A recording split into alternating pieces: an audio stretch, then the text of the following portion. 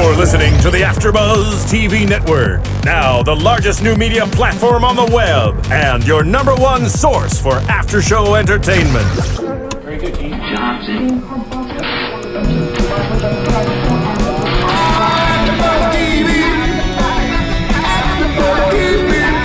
From the AfterBuzz Studios in Los Angeles, California, presented by Maria Menounos and streaming live thanks to Akamai Technologies. This is AfterBuzz TV's The Good Wife After Show. We'll break down tonight's episode and get you all the latest news and gossip. And now, another post-game wrap-up show for your favorite TV show. It's AfterBuzz TV's The Good Wife After Show. The Good Wife, we are back.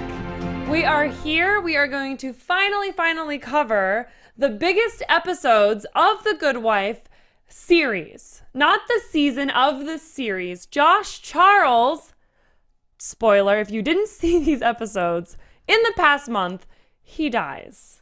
Josh Charles, as Will Gardner, dies. So that is episode 15. We're going to cover episodes 15 and 16. I am Courtney Henderson. I am your host, and with me today I have the hunky. Wow, I like that a yeah, lot. You do you? I'm Bobby DeMuro, suddenly in a much better mood than I'm hunky. Interesting. Okay, well, hey, I'm good now. Let's roll, because I'm in a good mood. Well, episode 15, Dramatics, Your Honor, which was actually said by Finn about Will in the episode, is our episode title. So always, I love the titles. They're very appropriately titled. Digging kind of in, it opens, and we're on the Jeffrey Grant case. We have ASA, Finn, Palmer, and Will Gardner in court. Will defending Jeffrey Grant, and they almost make the shots look like they're just standing arguing with each other, when really it's their statements and arguments in court. Exactly. They just spliced up two opening statements to make it look like it was back and forth. But the reason I think that they did that, and obviously it comes clear by the end of the episode, the writers, the producers are establishing the fact that to Finn and to Will and to Judge Politi, however you say the judge's name, they were... This is a little funny to them. Like, this is a murder trial. Somebody's life is already over. Somebody else's life hangs in the balance. But to lawyers in the courtroom, it's just another day at the office. And so these guys are sort of pushing and pulling and tugging and laughing with each other and joking around. And we'll see later it puts Jeffrey over the edge in large part. But at this point, this establishes that fact that while it's serious for Finn and Will, it is also a game of cat and mouse, and it's a little funny. And if you've never been around lawyers, you may see this and say, why are they laughing? This is a murder trial. But for lawyers, it's another day in the courtroom. You know, as the son of a lawyer, I can tell you lawyers face the same lawyers all the time. And so it becomes not funny and not unprofessional, but it becomes a little... You know, you want to kind of tease the guy you're around in a professional way. I would imagine, and we do see this in The Good Wife, that you have these lawyers that they start to learn each other's kind of strategies and tips and tricks, and so they'll use their knowledge of one another's strengths to sort of try to cut those strengths down to the jury, to make those strengths not as strong and maybe even seen as a weakness that wouldn't otherwise be there if it was a lawyer that they didn't face on a regular basis. So we see that. So this case, like you said, Jeffrey Grant is up for murder, and the whole episode is kind of about Kalinda. Everybody gets involved with this case because the Grants call his the Grants are Jeffrey's parents. They call Alicia for a second opinion because they don't think Will's doing a good job, and they want somebody else to look at the case. So now Alicia's involved, and we see after that point where Diane gets involved, she comes in and they're starting to re-strategize, and she's like, you have 8 associates on this? You're starting from scratch again? I don't understand. You know, I thought we had, Touch DNA. I thought we had them on this. So then, of course, Kalinda's the investigator. We see her getting involved. What did you think about all the different things Kalinda had to go do? Well, my very first initial reaction to Kalinda was actually a scene she wasn't in, when Carrie talks to Alicia very, very early on, and Alicia says, thank you for making me do this. We have a law firm, whatever. Yeah. It's a cute little moment. And then Carrie comes clean and says, I'm dating Kalinda. And the look Alicia gives, even before she said it, I was like, dude, I think Kalinda has a girlfriend, bro. but like, I'm not going to say anything. And then Alicia says the same thing. She's like, oh, I thought she was gay, but whatever. Okay. You know? So it's just a little, it was funny to me. And the first reaction I had with Kalinda when you say that, I was like, oh, this is an awkward Kalinda moment. She's not in. What I will say about Kalinda, seriously, in direct relevance to this, in this episode, she once again comes to Will and says, I got to talk to you later. And then they have that meeting and she says, I want to leave, you know, and she plays this game again where she wants to go. Did you notice that in this and the next episode that we'll talk about, after Will's death, during and after, she's investigating everything, whether it's for the case itself or it's for his death afterwards. She's just a little investigator in every single angle and nook and cranny. She can't go anywhere. She's never going to. She was born to do this. Whatever the job looks like, whatever the specifics of where she is, this is her life. She's going to be doing this in 20 years. Kalinda is, you know, the dirt digger. She can get everything on everybody. That's what she's good at. Well, and that's exactly what Will told her. Yeah. In his round 2 pep talk, because she did not like the first one that he gave her. So I think it's interesting because we got a little bit of insight in the episodes after this, but in this episode, we see Jeffrey Grant, and the camera work on him was actually really interesting because every shot was, he didn't really say a lot. Every shot was just sort of on reactions and kind of trying to get a sense and a feeling of his point of view and perspective of what's going on in the courtroom. And of what's going on in general population. Yeah. Because we see him get bruised up a little bit, and we see him, how he sits there. If he doesn't think the case is going well, he sits there and kind of has a different look on his face. And even a couple times in the courtroom, he kind of has a smirk or a smile because he sees that things are starting to go in his favor and that Will is actually starting to win this case to make him innocent. Well, let me ask you. Or make him have reasonable doubt. Exactly. Because you're innocent or you're not. Let me ask you a question about Jeffrey Grant. Do you think he committed the murder? Not do you think he would have been proven innocent in court. Do you think he was a murderer? Killed the girl. Killed the girl. He's going to be a murderer at the end of the day, but do you think he killed the girl? I do. Really? I do. I don't. Really? I think it would drive somebody so much. It. I think he didn't because it would have to drive somebody so much to want to kill the witness, who was Jeffrey Grant's initial target, not Will, but to kill the witness while I just, for him to have, if he had killed the girl, he would have known he was gone, whatever, whether or not he was found guilty at some level subconsciously. If he didn't kill the girl, he would have had to have been so driven, so scared of the prospect of spending the rest of his life in jail that it drove him to kill that witness. Because the witness made him so upset. Delaney, the math professor. Yeah, I know. Whether Delaney's the actual killer or not, I don't know. But I think Jeffrey Grant didn't do it and was just pushed past his breaking point. You do? Mm-hmm. I don't. I totally think he did it. Let me say one more thing in Jeffrey Grant's favor. They allude to this in the episode. He was a baseball player. He was a pitcher. Who else was a pitcher, Courtney? Will Gardner. Me. The reason I say it is, I mean, I'm kidding around, but the reason I say it is I was a baseball player. I was a pitcher. They said he had a shoulder injury or an arm injury and went to the hospital, but did he throw that cinder block? Did he use that cinder block to kill her with his arm injury? Let me tell you, as a pitcher who had lots of elbow and shoulder injuries, if he had an elbow injury, I think he could have used it. If he had a shoulder injury that would have required some sort of hospitalization, he would have been in so much pain, I don't think he would have been able to lift and use a cinder block in that way. Not that I've ever used a cinder block to kill anybody after a baseball injury, because I haven't. Yeah, now maybe I'm reconsidering. No. But and they never say what part of his arm. They just say an arm injury. So I guess that would make a difference. But if it was a shoulder injury, knowing what shoulder injuries are like, having had them as a pitcher, they're so painful on every single level. You couldn't lift up a cinder block and use it like that. You just couldn't. If it was an elbow injury, maybe. I feel like you are Will Gardner. Just throwing reasonable... Just sitting here. Just a defense attorney sitting here. Just sitting here. Just putting reasonable doubt in the minds of the viewers. You were raised by a lawyer for sure. I was definitely raised by a lawyer, but I'm just putting reasonable doubt. That's all I'm doing. I'm just saying I think the guy's innocent. All right. Well, we will move on and agree to disagree. Look, it's a moot point because the next thing he did, he'll spend the rest of his life in jail anyways. So yes, and I think Kalinda made that pretty clear. I loved her for that. That was brutal. I did not love her for that. It's totally unprofessional. I know she wanted revenge. She's dealing with a death, but oh my Lord. You can't walk up to somebody with his belt, offer to give him to him to commit suicide, and then say, oh no, I'm going to take it back. You have to deal with this. He already knows he has to deal with it. Like, I know it's tough to show compassion. Yeah, but he's not dealing with it. He has that, like, bulldog of a lawyer. Well, that represents him now that he's killed his lawyer. That's true. I mean, but... he is looking to cut corners in any way he can, because this new lawyer, I mean, they're going to say insanity. But even insanity, if you kill 2 people in a courtroom and claim insanity, you're still going to spend the rest of your life incarcerated, whether that's at An institution. whether it's an institution or a jail and solitary or whatever it is. You're not going to get out in 5 years anyway. So his life is over. So do you think he should have taken the plea bargain, even if he is innocent? Oh, absolutely. At that level, yes. If you're talking about going to trial for a murder and they give you an 8-year plea bargain, yeah, unless you had some really solid evidence, which they really didn't, they were just trying to plant reasonable doubt, I probably would have taken that plea bargain. But again, I'm not a 21-year-old accused of murder, so I don't know what I would do in that situation. But just thinking off the top of my head, I'd go plea bargain. I think you want to guarantee. I would have too. I think that Will should have.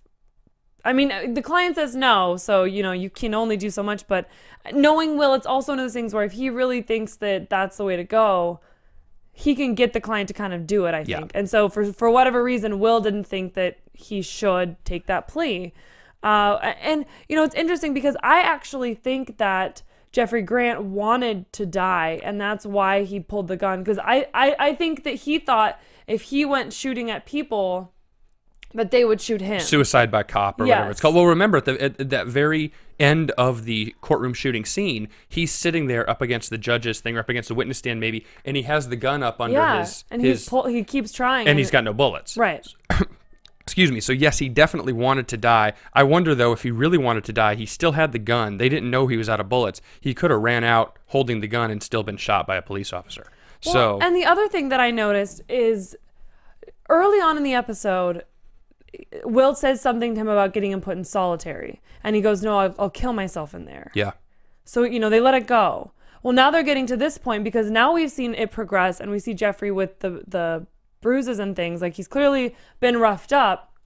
And Will says, no, I'm going to go talk to the judge. I'm going to get you solitary. And then that's when it happens. Do you really think the solitary thing was what pushed him over? That specifically?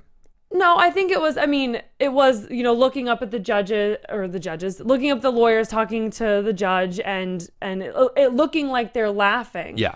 And I heard a commentary on this. They weren't laughing. That was just, the cameraman got that shot and that's what it looked like. And it just served it so well from Jeffrey's point of view to have it look like that. Yeah. But they weren't. They were actually, just waiting for the next shot kind of a thing. But I think that it's no coincidence with these writers that that's something that kind of was followed through where it's mentioned again, no, I am going to get you solitary after he's already said solitary, I'd kill myself. And then to go and pull that stunt and, end up killing Will and shooting the prosecutor and killing the witness and wounding whoever else. Yeah. I mean, be it the crossfire or actually Jeffrey Grant, the gun that he took from the officer in court, what did you think of the questioning of that officer? Well, it shows how many people were in that room. Well, a lot of people were in that room, and that shows kind of the hysteria of this and how important it is not to advocate for murderers, but how important it is that everybody gets an actual solid legal defense that is guaranteed in this country. And this is an example of that, is like this hysteria that gets whipped up. Jeffrey Grant needed his lawyer with him in that room because there were so many cops and people there interrogating him. And then that police officer whose gun he was taking, there were like 15 people piling on that guy to interrogate him. And it's like these things can get out of hand very, very, very quickly. If you're not careful, you don't have a professional with you. So I, for one, was glad Grant had his lawyer. And I, for one, felt very bad for that officer who was like, I checked my text. My girlfriend's pregnant. I wasn't texting. I looked at it and the guy took my gun. It's like, yeah, on some level, he is responsible, of course, because you need to be aware of your gun at all times. But on another level, it's like, oh man, wrong place, wrong time. This guy is another guy who has to live with this for the rest of his life. Yeah. There are no winners here. Right. No, I 100% agree. And I think that it's one of those things where everybody's looking for answers and someone to blame. And to me, 100% I blame Jeffrey Grant, because at the end of the day, he is the one that went and grabbed for the gun and pulled the trigger. Yeah. And because how many other people have been on trial for murder and haven't shot their lawyer and a witness, et cetera, et cetera. No, you know what I mean? You're 100% right, and everybody is looking for answers, and nobody maybe personifies that quite like Kalinda and her journey, and using her, law enforcement girlfriend, tryst, whatever you want to call her love interest, using her to sort of get her access to places like the coroner's room where she has no business being, but she goes there, like the courtroom itself, when it's a crime scene, she has no business being, but she goes there. Like down in the prison where Jeffrey Grant's on suicide watch, where she has no business being, and yet she is there. She goes to all these places that is really, frankly, inappropriate and probably illegal for her to be at those points, and yet she still is because she's so bent on finding answers, finding why. Who did this? Who is responsible for this? Why'd you do this? If you remember that scene with the police officer whose gun was taken, Kalinda was there too. Yep. She walked in, heard some of those answers, and left. I assume, which means she left so quickly, she needed to hear him talk, saw he was remorseful, and maybe said, okay, it's not his fault. This is awful, but I can't blame this guy for it. And then her final point of blame is that scene with Jeffrey Grant when she shows him the belt and then pulls it away and literally pretty much tells him, you got to live with this for the rest of your life. That's her saying, you messed up, in the worst terms. Yeah, F you. Yeah, that's times 100. Pretty much it. And it's interesting because I think that if he was in any way hesitant about committing suicide, I think that she probably would have left the belt with him. I do. I think that she wanted to make sure that's what he wanted, because then she could take it away from him. Yep. And she needed to be able to take away what he wanted, to take away sort of that easy way out because of what he did. And I love how, she's emotional and she says, that was my friend. Why did you do that? Not my boss, not my coworker, my friend. Because deep down at the end of the day, that's who it was. Yeah. And we see in this episode, kind of, we'll step aside from the case and the shooting because we have to talk about Alicia. And I was just going to say that. What's going on with her? Well, I the one thing about Alicia, because this is a good transition from episode 15 to episode 16 right here, which is the same storyline. It's pretty much It's pretty much a two-part episode. But the good transition is Alicia because nothing she does in the first half is too significant. It is, but nothing too different from what's going on with Will. There's one thing I really, really liked what they did with Alicia when she was at the correspondence dinner and Kalinda calls Eli and Eli takes the call and Kalinda says Will is dead and Eli's shocked and doesn't know what to do. He hands the phone to Alicia. She's shocked. She doesn't know what to do. And then the first episode ends, and then this is the start of the second episode. What I really liked about that scene, it was incredibly, incredibly real to me.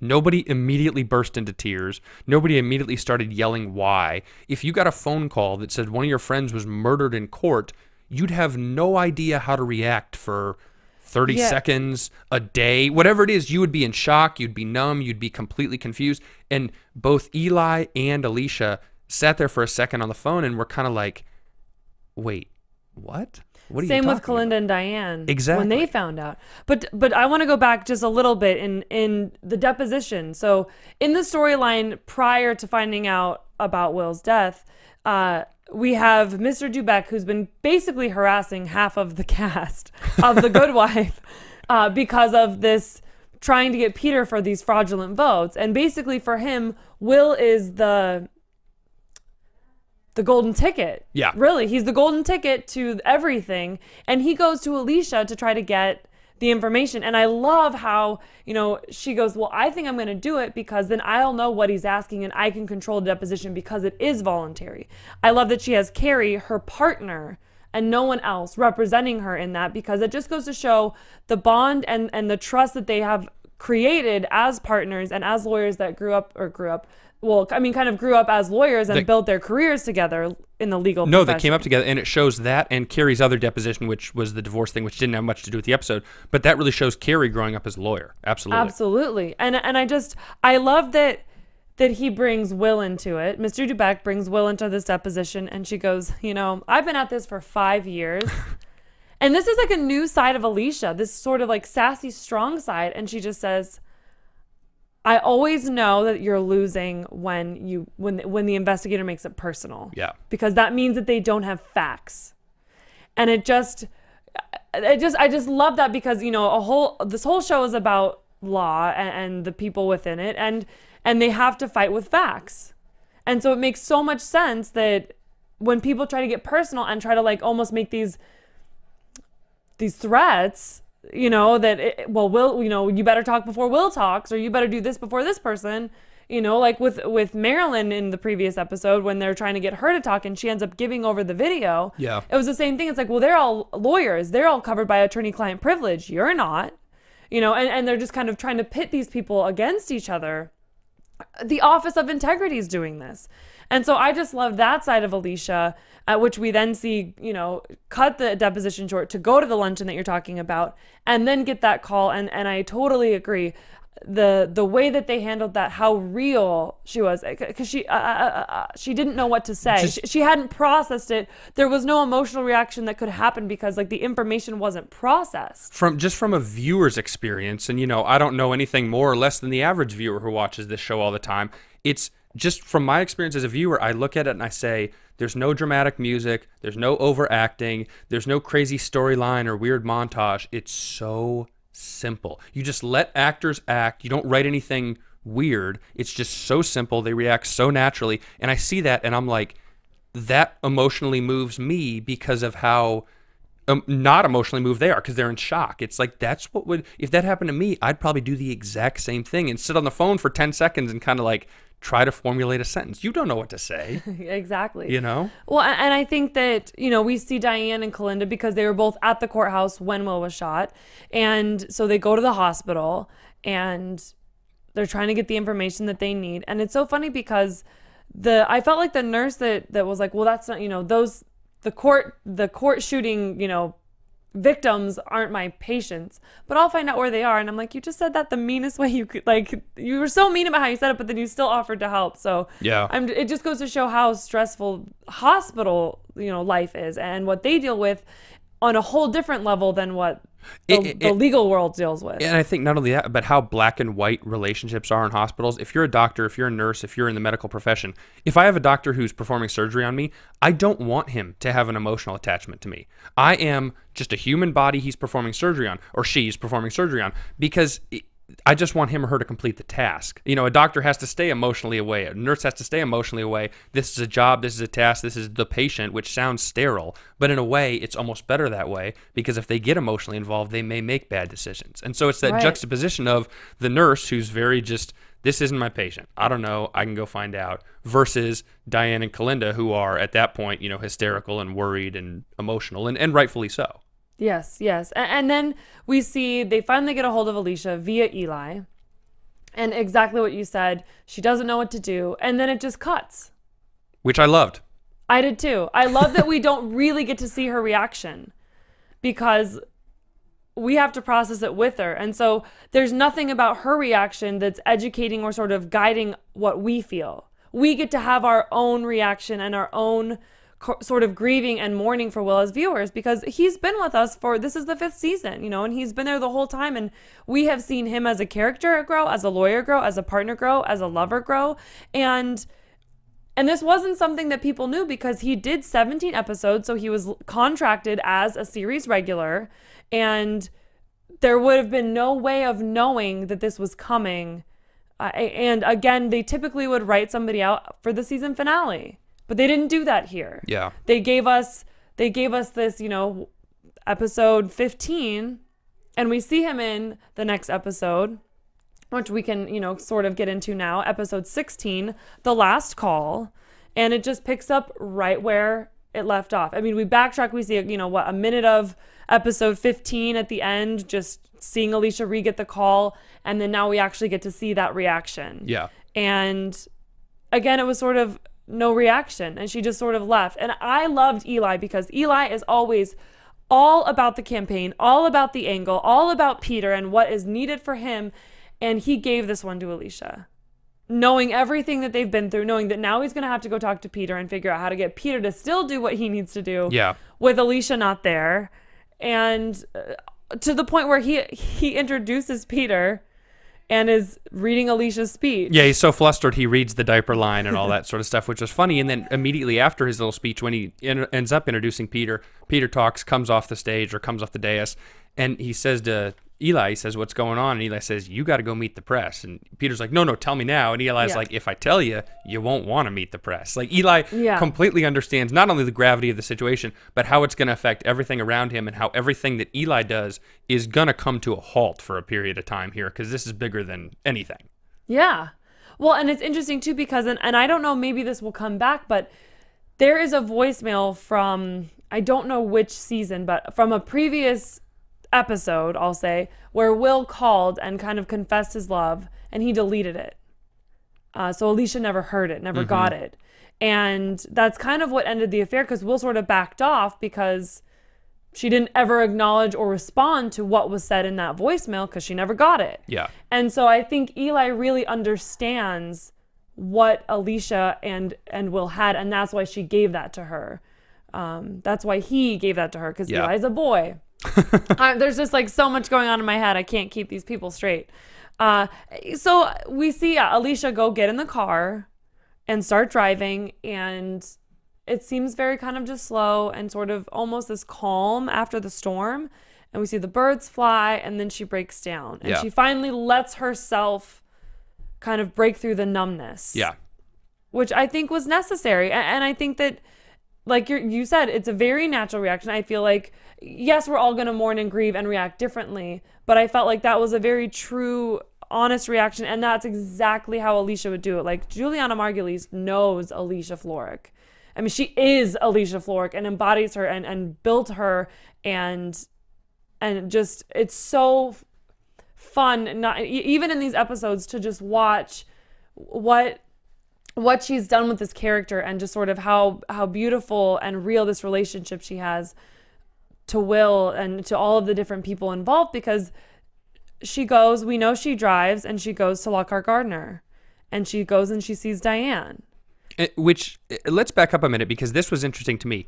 The new intern is crying and crying and crying, and Diane sort of oversteps her bounds and lets out her anger and frustration on the girl and fires her, which was obviously an overreaction, but I think it exemplifies that even Diane doesn't know what to do, and she's terrified and scared and incredibly sad, and so she fires her, but then immediately Diane turns around and breaks down in Alicia's arms and does what the girl was doing, crying publicly or whatever. So it's just an interesting juxtaposition that Diane, who always has it together, who is this just tough chick, and like, you don't want to cross her, she's a law firm partner, like she's a bad dude, she has no clue what to do, until she ends up firing their big client.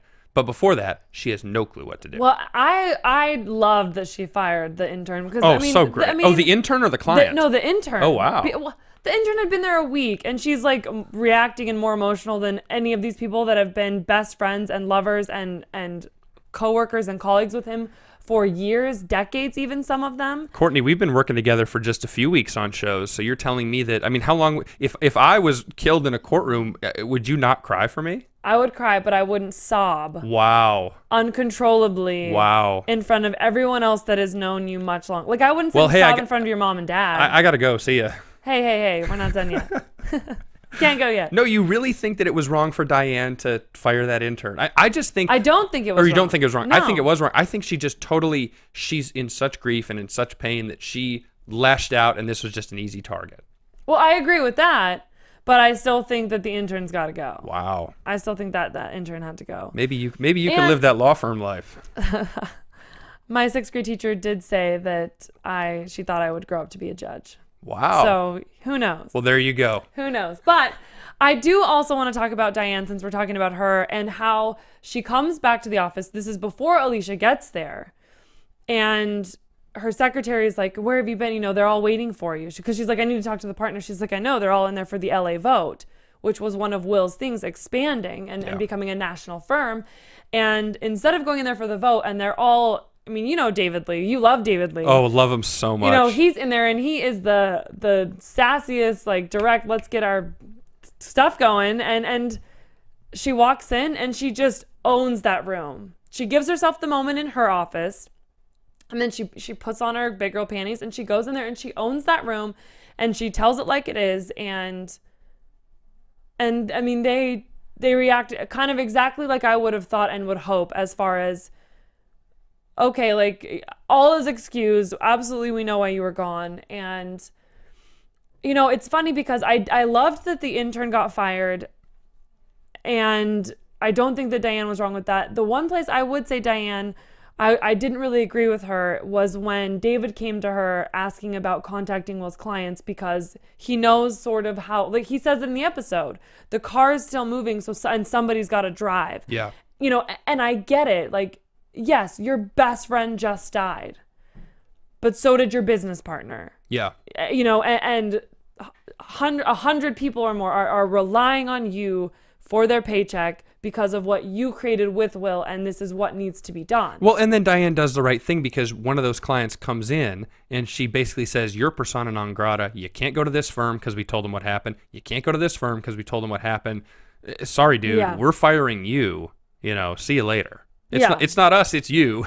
See you later. And I love that, because it goes back to that, where she's absolutely still in charge, able to do business, and it's just great to see that even in that moment of vulnerability and sort of pain, it all kind of comes together and they're able to move forward. And I thought David Lee was going to come to her trying to take Will's seat. Yeah, I think that'll still maybe come up, but I guess we'll see. Let's get to maybe the last big thing, because I want to have a couple minutes to talk about it, and that is the name of this episode is The Last Call. That's the voicemail that Will left, because that's sort of the elephant in the room that nobody wants to really deal with, and Alicia doesn't know how to deal with. But Will leaves that voicemail, gets cut off, and then Alicia spends pretty much the whole episode trying to figure out, what was he saying? Was he pissed? Was he mad at me? What did he want to say to me? She went to the judge. She went to Finn. How terrifying would that be to get a voicemail in that situation like Alicia, with somebody who just died, a cut-off voicemail? It's the last thing you ever hear from them. I mean, how confused do you have to be to hear that? I can't even imagine. No, I can't. I mean, and we hear all of the different what ifs and kind of versions in her head. Well, and we get to see Will actually, you know, saying them in his Will way, and how she pictures it. And she's so worried about, I mean, she's questioning everything. I think she's questioning, was it right to not stay with him? You know, was it right to stay with Peter and not go pursue this love? Was it right to start my own firm? Was it right, to do all these things? Is he mad at me? Did he love me? You know, she's wondering all of these things. And thankfully in the episodes prior, she was able to sort of come to a truce. And literally the last words that she spoke to him were when she warned him about the grants, calling her for the second opinion. She went to the courthouse and she told him, and she says, well, you're the better lawyer. And he goes, oh yeah, I am, or something. And she goes, and humble too. And it's just sort of this almost still a little bit flirty, kind of like this nice moment where there's a little bit of that tension and spark, but like in a playful way, not in an actual malicious way, like some of the past comments and things that have happened between them since she left the firm, were. And so I love that was sort of their last little meeting of anything, but that phone call. And I will say, I noticed that it wasn't until she got home that night, after the searching, after going to Finn, who I loved in this episode. I loved when he was in the hospital on his meds or whatever. I think he did a great job with that. Yeah. And, but it's in Peter's arms when she gets home that night and he's holding her, literally holding her, that she finally hears Will's version of, I love you, I want to be with you forever. And how interesting it is, because I feel like in that moment with Peter holding you, for your mind to go to where this other man is confessing his love, I would feel so alone, because the man that you clearly love and the things that you clearly want Will to be saying are not being said. They can't be said. They're not going to get said. No, because he's gone. And here's a man that loves you. And I think he really, truly loves her. Peter really loves her. I mean, he wanted to be with her. He gave her the respect by not coming to see her, because she's like, look, you have an entourage. I can't deal with that. Like, this is a me thing. No, look, hey, kudos to Peter in this series, these 2 episodes, because he is doing man's work in how he is very patient, very respectful, very quiet. He knows this isn't about him at all. Nothing he can do or say is going to make it better or make it worse or whatever. And so he's like, you know what? I got to back off. I got to know my role. I got to know my place. And I think he did a good job with that in these 2 episodes. Yeah, well, and I also thought with Alicia, we see her talk to Grace. And, Grace has taken this spiritual path that Alicia never has and really doesn't believe in at all. And I thought that was sort of a nice moment. And Grace just ultimately was like, Mom, I just want you to be happy. And I thought that was a nice way to touch on that, because for a lot of people, and probably a lot of Good Wife viewers, you know, religion and Christianity and death and what happens are things that these viewers deal with in their own lives. And when loss comes to us, a lot of people do turn to God or religion, you know, and so to not acknowledge that, I think, would have been unjust. And so I'm glad that they, you know, they touch on it just a smidgen and still allow us as viewers to have our own thoughts about that, because, you know, we're going to be across the spectrum as far as how we mourn and grieve and deal with, you know, what comes next. Yeah. And I want to touch back on Carrie with that deposition. I mean, that was his way of getting it out and his anger. And I just loved that even he in his own way is facing the death of somebody that was probably a mentor to him. Yeah, at least in some way likable to him. Not as close as Alicia or whomever, but he still, I don't think Carrie had ill feelings towards Will, no, so he's still got to deal with it. I agree. Absolutely had to deal with it. Well, we can't really do predictions per se, but you have some news and gossip. I actually have one prediction I'd like to do. Okay. So let's do a prediction very quickly. Okay. Yeah. And now, your AfterBuzz TV predictions. Now, I can't take credit for this prediction. Actually, I can. I'll say it's mine. No, I'm just kidding. Somebody commented on YouTube on one of the last episodes we did, and she said, this is her prediction, not mine, although I'll take a little credit for it because I'm talking about it on the show. Get to it already. She said, relax, lady. She said she thinks that Alicia and Finn are going to end up together, and Finn is not as married as we've been led to believe. So she says coming up, we're going to learn more about Finn, Finn's family, whatever, and there's going to be a little tension between Alicia and Finn. I like it. I don't agree with that. Ooh. Because, well, my prediction for the current episode was that now that Alicia and Peter kind of are cooled off and sort of like love is off the table, I think that we'll see them come back together because Finn has a wife and a kid. So it's going to be, that's my prediction. Instead of Peter versus Will, it looks like it's going to be Peter versus Finn, maybe. Maybe. And I don't know. I just think they're not going to go there. I don't think they're going to go there. I think the love affair and the cheating, I think that that's sort of a played out storyline that they're just not going to go back to. But it's a prediction. We will see. We'll see. Who knows? So on that note, thank you so much for joining me and going over these. Thank you so much for watching. We will be back and completing every single episode for the rest of the season. We're so sorry that we didn't get this to you until now. So stay tuned and join us next week. Where can we find you? I can be found on Twitter at COUHEN. Cohen. I love it. I'm on Twitter at Bobby DeMuro, and keep commenting on YouTube or Twitter. Guys, Yes. we want to hear from you, so give us a shout. Have a good one. From executive producers Maria Menounos, Kevin Undergaro, Phil Svitek, and the entire AfterBuzz TV staff, we would like to thank you for listening to the AfterBuzz TV network. To watch or listen to other after shows and post comments or questions, be sure to visit AfterBuzzTV.com. I'm Sir Richard Wentworth, and this has been a presentation of AfterBuzz TV. Buzz you later. The views expressed herein are those of the hosts only and do not necessarily reflect the views of AfterBuzz TV or its owners or principals. Thank you for watching AfterBuzz TV on YouTube. For more of your favorite after shows and interviews, subscribe to our channel here, and be sure to share your opinion on the episode in the comment section below here. We'd love to see what you guys are buzzing about. Thanks again. Buzz you later.